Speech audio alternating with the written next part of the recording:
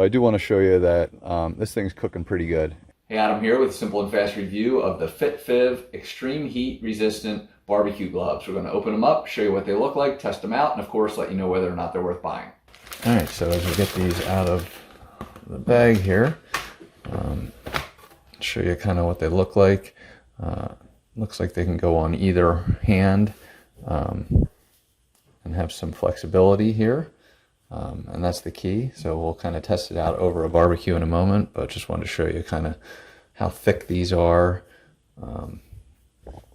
Rubberized here, really good stuff. So we'll go ahead and test them out in front of a barbecue. All right, so first of all, don't make fun of my grill when I open this up. I'm really just kind of showing you. I'm up for a new grill, and this thing is old and gross. But I do want to show you that this thing's cooking pretty good, and I'm feeling no heat whatsoever from my arm on. Now it's starting to feel a little bit warm, but again, this thing was at like 500, something like that.